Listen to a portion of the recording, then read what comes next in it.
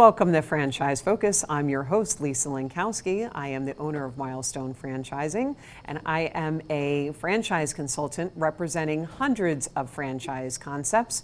Franchise Focus is all about talking to franchise experts in the franchise industry. That's a lot of franchise words there. And today we have an actual franchisor with us, which is Lemon Tree Hair Salons, and we have Alexis Shaw and Heidi O'Neill joining us via Zoom. Welcome, ladies. Thanks, Lisa. Thanks for having us. Happy to finally have you on. It's been quite some time since we originally had done the introduction and trying to get you guys on, but life happens, and now I'm just glad to have you both here. Heidi, you're over in New York. Alexis, you're over in Florida.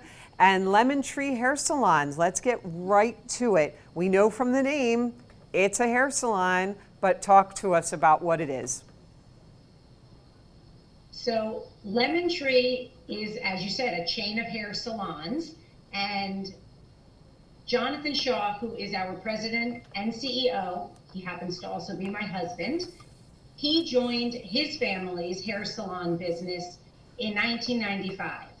We've had a chain of family-owned hair salons since 1964. Jonathan is the third generation in the business, and Lemon Tree was founded in 1973 also as a chain of family hair salons. So they're similar businesses. We knew that there would be a synergy. So when the opportunity arose for Jonathan to purchase Lemon Tree from that owner, we knew that we were both in the same business. We both had value-priced family salons that offered a full range of hair services and always at affordable prices. So there were very complementary business models, and Lemon Tree also had always put their employees first, which was very important in Jonathan's family business. So Jonathan had been a Boston Chicken franchisee for 6 years before joining the family business. So that's how we originally got into franchising. So it all really came together very easily. And then Heidi, when Jonathan and Heidi met, there was real kismet there because Heidi also has extensive knowledge of franchising, and she's been in the franchise world for, Heidi, I don't even know how many years. How long? 20 years. I've been in franchising 20 years. I started in supplemental education with Huntington Learning Center. Then I was recruited to Brain Balance. That's when they had about 12 units. We brought that system up to 130 units operating and 30 in development. And then I met Jonathan Shaw, and it was natural. I'm from Long Island. I know this brand extremely well, and it was just a natural fit. Excellent. So Lemon Tree, let's go with the name. Why Lemon Tree? Well, for Lemon Tree, we bought it as a lemon tree business, and it is really well known on Long Island. We are primarily currently based in Long Island. We are expanding nationally now, especially in the South, in Texas and in Florida. And we are still the largest salon chain on Long Island. So we wanted to keep that name. There was great brand awareness, and people knew, especially on Long Island, that if you're walking into a Lemon Tree, what you are getting. You know, it's very different than the competition. There's many other salon chains where they want to just appeal, let's say, to one market or one service. Supercuts and great clips, great chains, but they focus primarily on one service. They're looking to do haircuts. At Lemon Tree, we are looking, of course, to do haircuts, but we do all hair services: color, smoothing, perms, straightening, keratins, facial waxings. We brought in extensions, so it's all hair services. Then you have a place like Sport Clips that focuses on one market, which would be men and boys, which works great for them. But again, at Lemon Tree, we wanted to offer a full range of services for the whole family: men, women, children. It's totally generational. So it gives our franchisees multiple revenue streams. They're not just appealing to one segment of the market. So for us, that really, for Lemon Tree, helped us differentiate ourselves. And we also, which lots of people that aren't in the salon industry don't know what this means. We are what's called Paul Mitchell focus salons, which, if you're in the industry, is huge. It means that we use Paul Mitchell products exclusively. So at Lemon Tree, that's a big point of differentiation for us. It gives the franchisees very deep discounts when they're buying products. It gives them access to free ongoing education that in other chains of salons you have to pay for, or it's not as accessible. We also do a lot with Paul Mitchell, and Paul Mitchell, like Lemon Tree, always comes from a place of, what can we do to support you? How can we help you? And we work with a distributor as well, Emiliani, and that's where they all come from. So the Lemon Tree name now really means you're getting three companies. You're getting the backing of Lemon Tree. You're getting the backing of Paul Mitchell. You're getting the backing of Emiliani to really support you with over 60 years of experience. So that's what we think of when we think of Lemon Tree as a brand. What a great explanation. So thank you for that and going through so much of that important information. So you're primarily known in Long Island. You said that you've gone down into the Florida and Texas area. How many locations do you currently have operating right now? We have 35 franchise locations plus 2 in development. We also have 30 of our own company salons. So we have Texas, Oklahoma. We are right now in site development in Ohio, and we're looking to take the brand nationally. That's what we've been really focusing on. And will you? And Florida, which is yes, great. Florida.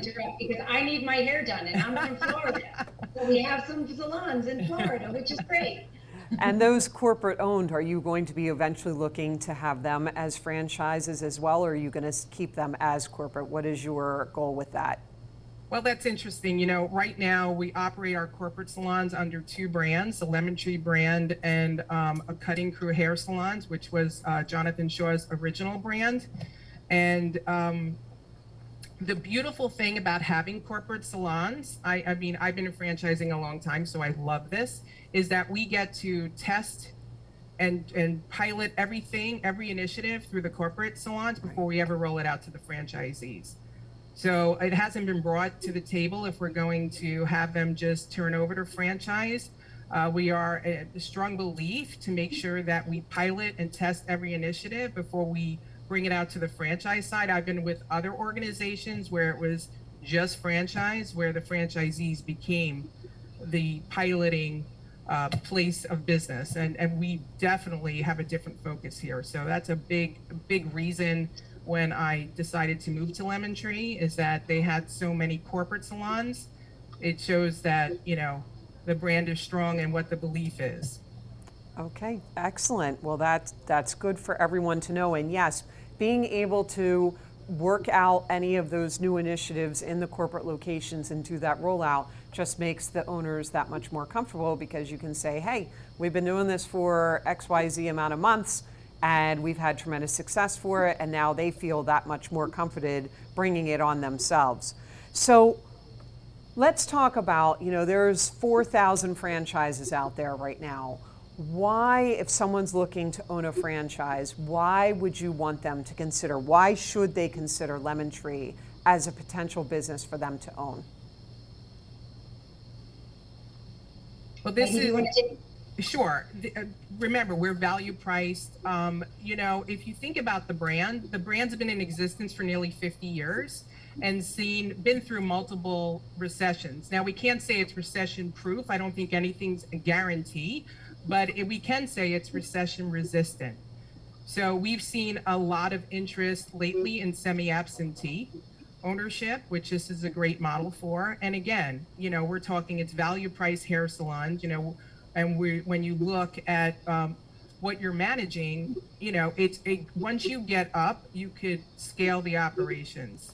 into multiple operations. So You said a word that is extremely popular, which is semi-absentee. So is that yes. something that you are offering, and how does that look? And also, to explain to the audience about the semi-absentee, explain what's needed from the owner, and then what it is that you're looking at and how you help out with that.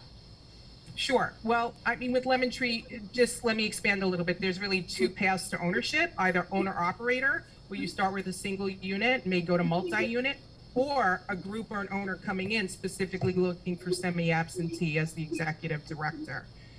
It's interesting because we partnered with a company called Pinnacle Franchise Development, and they are handling our franchise sales process. They work with broker networks. And what we're seeing is a major interest in semi-absentee. So when we have an owner coming in or a group, what they're really looking for is how can I grow and scale my operations? You know, we train them on what they need as far as staffing, how to manage those key performance indicators, those metrics, and how to move to the next level.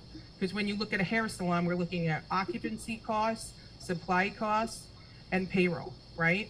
So overall, it has been a model that's, you know, we have franchisees in our system over 30 years and our agreement's 10. So it shows you the strength of the brand. And Jonathan Shaw and his family have been running semi-absentee for nearly 70 years. Understood. Right, 70. We're up to almost 70 now. We're up to almost 70. And the other thing is, it's funny, someone said to me, and you know, during the pandemic, I couldn't DoorDash or Uber Eats my haircut. And people, you know, Lisa, you remember, they went crazy. Yeah. And when the doors opened in our salons nationally after that pandemic, people were desperate to get into the salons. So for a person who is actively looking to become a new franchisee, we have people that are literally knocking down our doors to get in for many reasons. Sometimes it's not just for the haircut or the color. It's for that personal interaction. And they go there, you know, we have become, Lemon Tree, we joke, is sort of like the Cheers of today. People go in, they know what to expect, they know they're going to be treated graciously, they know they're getting a great service at a very affordable value price. And that's a good feeling in today's world. People are looking for that. And none of this can be done online. And we're very happy that people are wanting to and needing to come into our salons on a regular basis. And I don't think my Amazon driver can come and cut my hair. He's a nice guy, but I don't think my hair is going to come out that good. And I definitely remember those wild days of not going to my salon, and it was dark and scary days, that is for sure. So let me ask you one quick question. Is you keep mentioning about value, which is wonderful and that's terrific, but the quality of the salon stylists, they're not just brand new coming into this industry, correct? Well, it's interesting because you need both. You need new, fresh, young, excited talent, and then you need very, very experienced, more mature people and stylists that have sort of been around the block and have done this for a long time. So you need to be able to hire both those types of people. And again, I bring up Emiliani, our distributor, and Paul Mitchell, who we work with for all our products and our education. They work with us because we do have A, such a long-standing relationship with them, and B, because we do have such a network of salons to give us special access to the Paul Mitchell schools, national cosmetology schools, as well as talking to us about people that have been in the industry and are looking for a change and want a new space. So we're really able to staff and pick people from a broad variety of places. You know, this is not the old 1980s and 70s where you would put an ad in the paper and wait for someone to call you. There's technology behind all of this, of course, and it's a whole new way of doing business. So yes, you need both. And sometimes, as Heidi said, it's an owner operator who's behind the chair, or it's an owner manager who is at the reception desk. But other times it's somebody who is semi-absent and really needs to get great employees and great staff and great, we call it Lemon Tree family members, into those salons. So we help get them ramped up and running, and then obviously replenishing as they need to rehire. Alexis, excellent. Thank you for giving me that understanding that you've got this range of different stylists that come from Right Fresh and then have been around for a long time, so you get that value, and then they also are able to teach the younger stylists as well. We're going to take a quick break, and then we will come back on the other side, ladies. We're going to hear a quick word from our sponsor, Zoom One Media.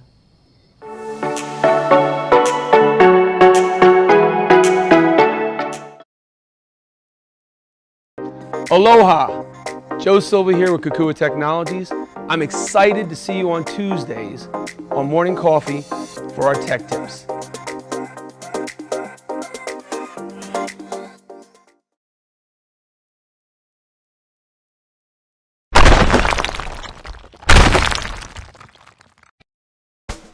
Let's face it, lawyers get a bad rap.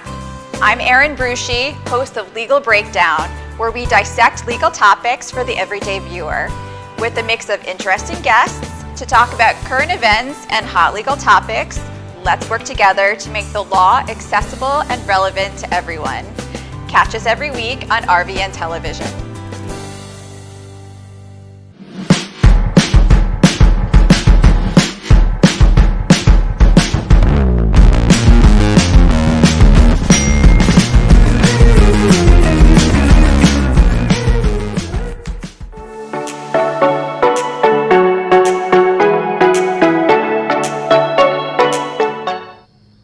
Welcome back to Franchise Focus. I am your host, Lisa Lankowski, and I have not one, but two guests today with me. I have Alexis Shaw and Heidi O'Neill, who are both with Lemon Tree Hair Salons, and they are on the franchise development side, the franchisor side.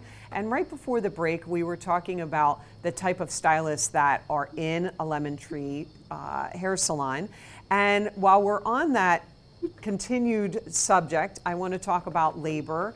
It's a thorn in a lot of people's side right now. And how has that been affecting your Lemon Tree salons? And also, how many stylists are you looking to have? Because you do offer so many different products and services. So what does staffing look like in a typical Lemon Tree salon?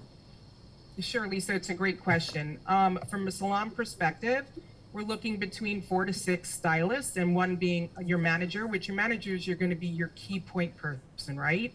This person has to be great managing people.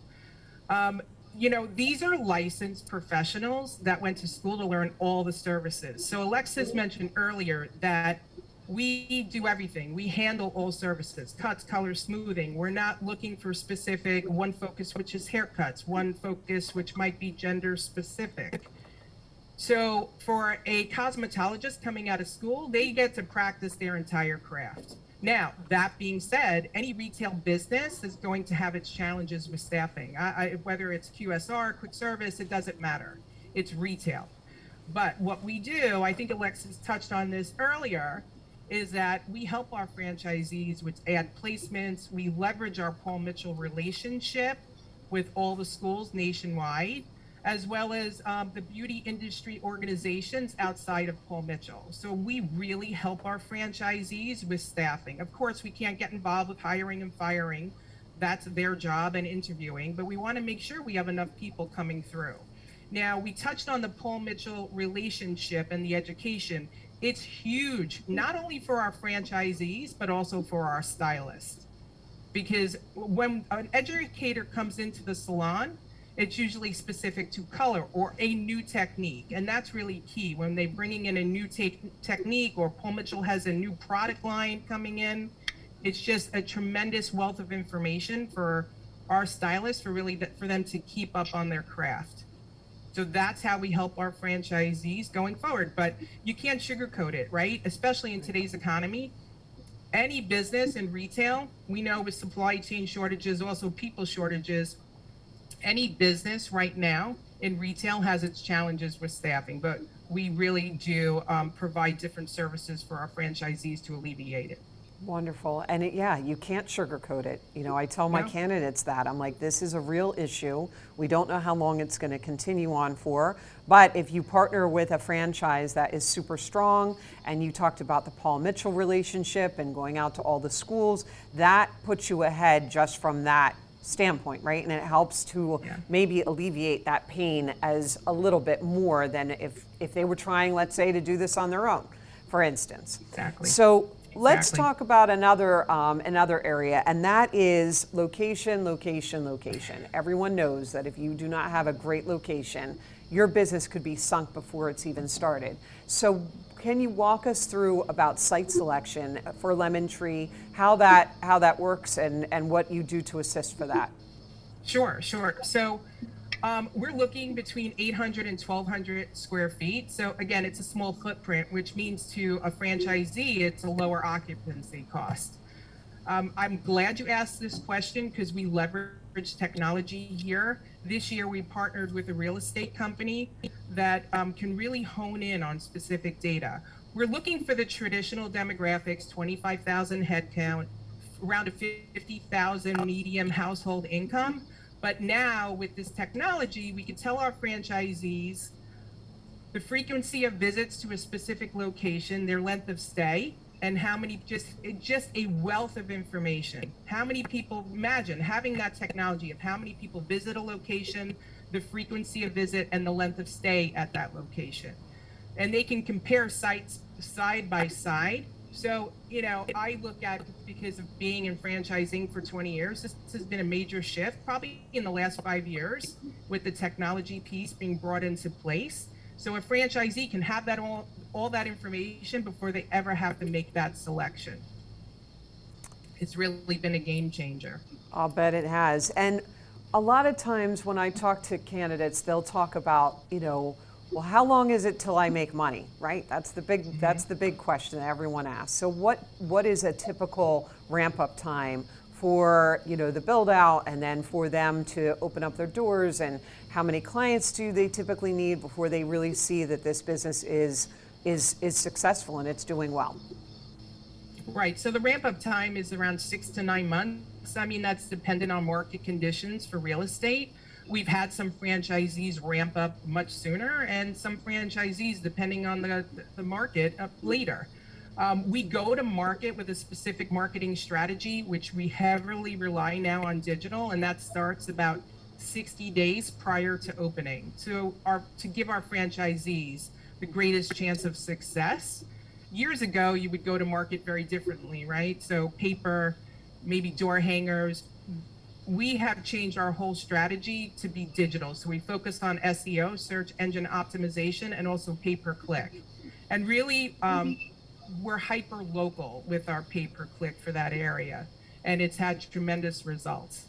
Now, as far as break even and making money, you know, we don't disclose that on our franchise disclosure document. But again, we have franchisees in our system for over 30 years. So that means they're renewing again and again and again. Right, which is something you always want to hear. But let's just go back to something. On your FDD, you have an item 19 or no?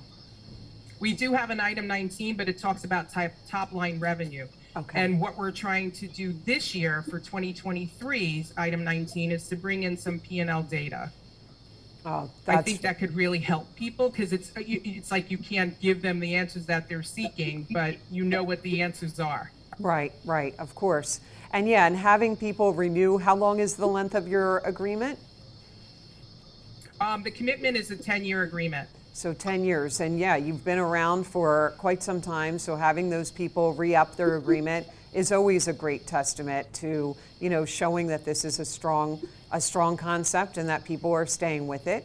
So let's change tack just a little bit. And Alexis, can you tell me, in your years of being involved in this, like, who are you seeing? Is there one certain criteria for someone that is really, this concept really speaks to them and that they become like your best owner? Is it any of your clientele? Are any of your clientele becoming owners, et cetera?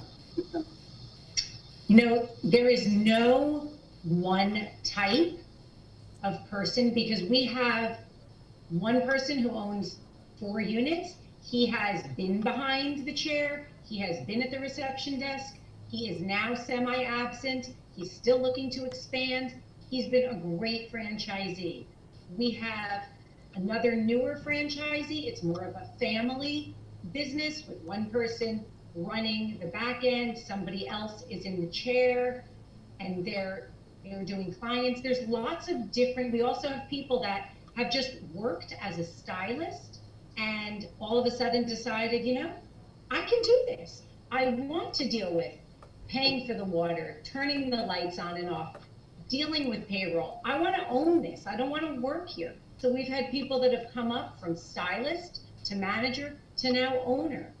And there's all different types. We've also spoken to and have had people that truly, I don't want to say absent because they're not absent, but they run other businesses. They have other lives. They have other interests, and they own a lemon tree.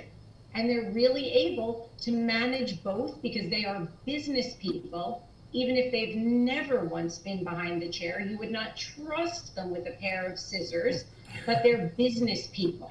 So you have some people that really love being in the trenches and being with the client and doing hair and being in the salons, and they're great owners. And then you have other people, like my husband for that matter, who is our CEO and president, Jonathan. You cannot trust him with a pair of shears. He is a businessman who knows how to really find the right people and put them into the salons and support them from outside the salon. So there's lots of different people that it can speak to, and that can be a great owner. There's not really one type of person that we would say, you are who we need, or this is why you would not be right. It's really very individual. And to that point, this is an awarding process, right? And that always needs to be emphasized, that this is not a selling process, it's an awarding process.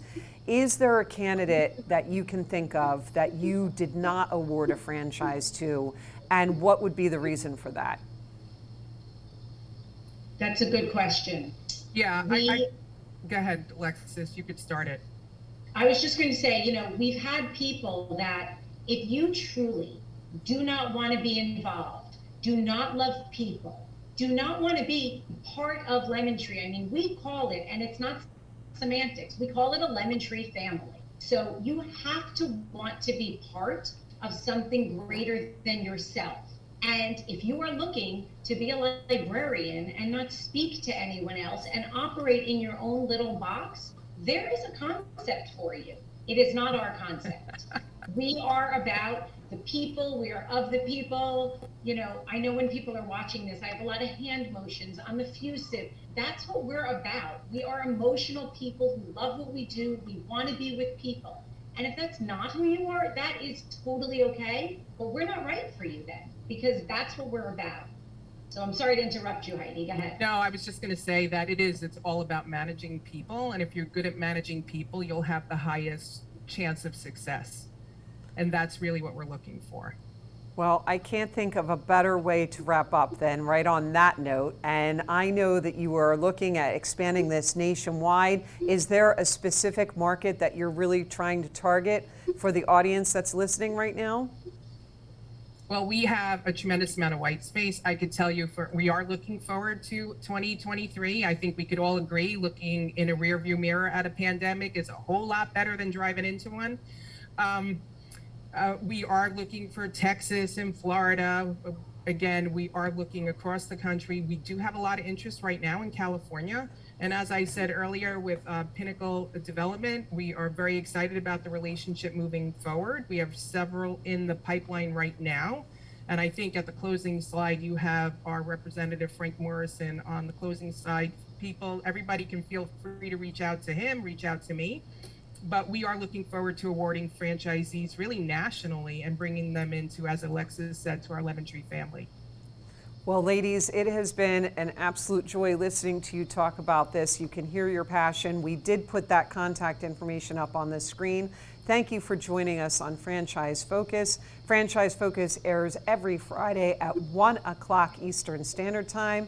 And I'm your host, Lisa Linkowski. You can learn more about me at milestonefranchising.com.